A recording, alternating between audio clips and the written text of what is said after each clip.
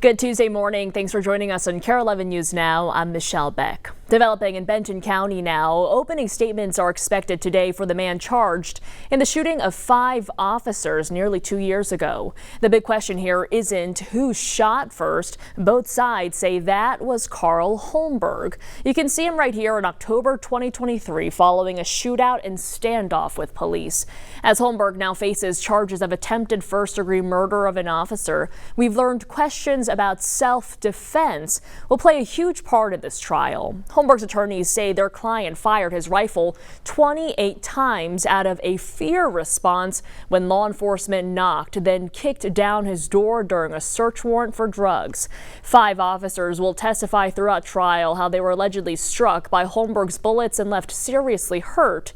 Others we'll see on the stand include Holmberg's wife, Doreen. She did plead guilty for selling drugs from their home. We'll also see the defendant himself. The judge said Holmberg must testify to follow through with his self-defense claim. And right now we're waiting for an update from Minneapolis Park Police and the Hennepin County Sheriff's Office about an ongoing search for a person who may be in Lake Nokomis.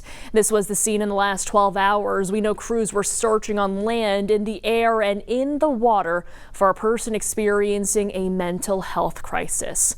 At last check, they have not found them. Now, if you are having thoughts of self-harm, you can always call or text the 988 Suicide and Crisis Lifeline. Trained professionals are available 24/7 to listen and to help. Just in this morning, we have a deal in Canada. Air Canada and the union representing thousands of flight attendants have come to a tentative agreement ending a days-long strike that canceled thousands of flights and left passengers stranded. About 10,000 flight attendants have been on strike since Saturday. They demand higher wages and being paid when planes are grounded.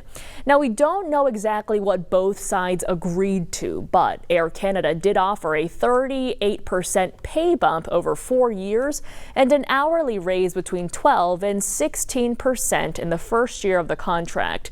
Union members still need to approve the deal. And new this morning, the Department of Justice is set to begin sharing its files on Jeffrey Epstein with Congress. The department said it'll start providing papers related to the convicted sex trafficker investigation starting Friday. Now, all this comes after Representative James Comer issued a subpoena this month commanding the Attorney General to produce documents related to Epstein for Ghislaine Maxwell. The subpoena had a set deadline for Tuesday for the department to produce the records. Epstein and Maxwell, his associate, were charged with sex trafficking and other crimes in 2019 and 2020. Maxwell was convicted in 2021 and is now serving a 20-year sentence in federal prison. Epstein was found dead in his jail cell in 2019 while waiting for trial. A look from the White House this morning, where President Trump is pondering the next steps to end Russia's war against Ukraine. Several top European leaders joined Ukraine's president at the White House yesterday. They're urging President Trump to push Russian President Putin for a ceasefire and hoping to secure a commitment from the U.S. to help protect Ukraine from future attacks. NBC's Alice Barr has the latest from Washington. Hi there. President Trump is raising hopes for a potential meeting between Presidents Putin and Zelensky and a trilateral meeting including President Trump as he presses for a path to end Russia's assault on Ukraine. After a warm meeting between President Trump and Ukrainian President Zelensky. It's an honor to have the President of Ukraine with us. Thank you very much for your efforts.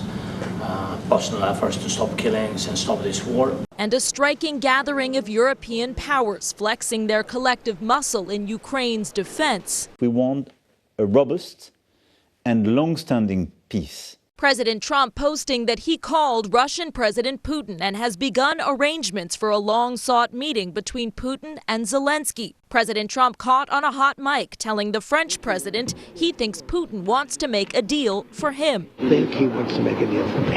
You understand that, as crazy as it sounds? President Zelensky sharing a battlefield map, pressing to ensure any peace deal protects Ukraine's territory and includes guarantees against future Russian attacks. What security guarantees do you need from President Trump to be able to make a deal? Is it American troops, intelligence, equipment? What is it?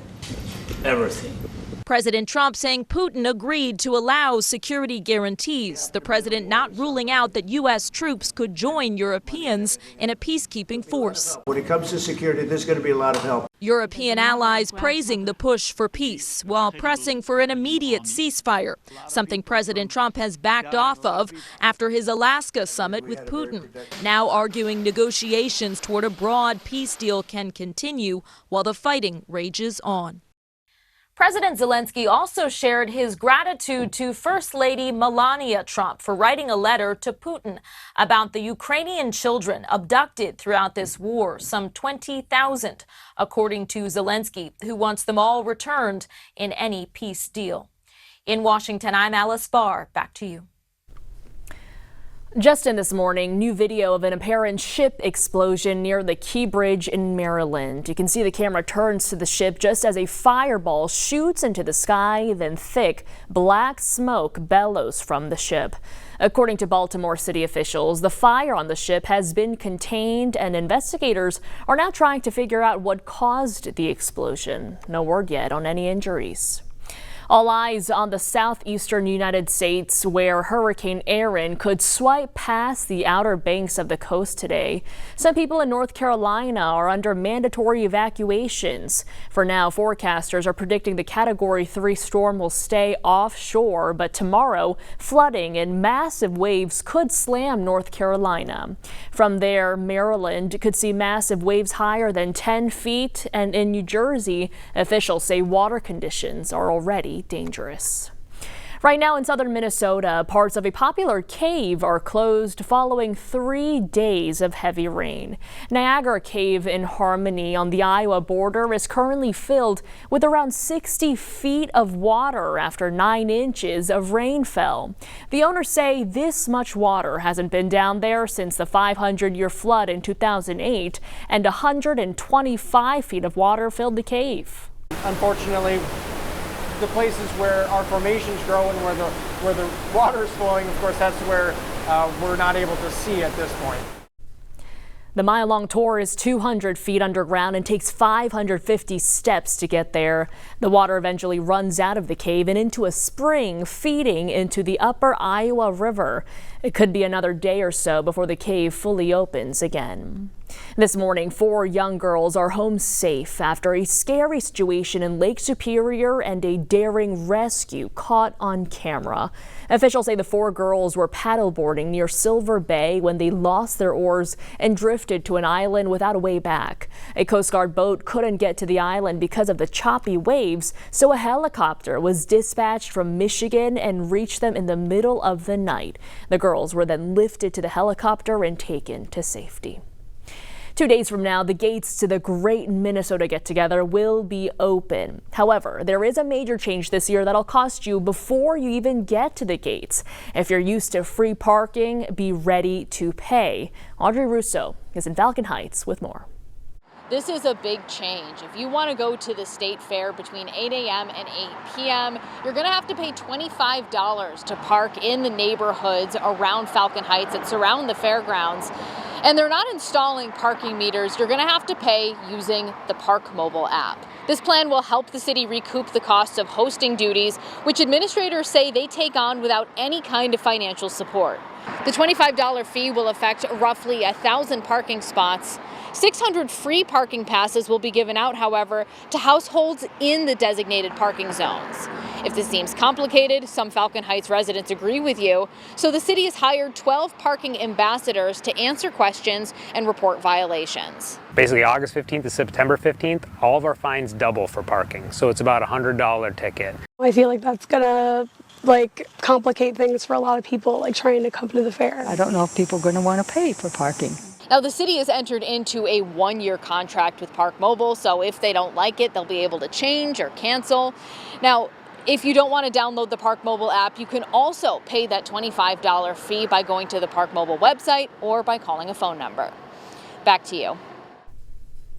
Well, let's talk about getting to the fairgrounds. It's going to look a little easier this week. MnDOT has opened up lanes on I-94 between 11th and Franklin for the fair. Construction will pick back up once the fair ends. There are multiple parking lots on the fairgrounds that cost $25. And again, like Audrey said, parking in some nearby streets will also cost $25. Park and rides are free, running routes from all corners of the metro. So if you've maybe never tried it before, you're coming to the fair for the first time and think, oh, I'll just park here. We advocate you really take a look at some of those bus routes because some of them might be really close to you and are a really fantastic way to get to the fairgrounds and not have to worry about the stress of hoping if there's a parking spot. We have all you need to know about getting to the fairgrounds over on KARE11.com right now. Stick with us. More news and weather coming up after the break.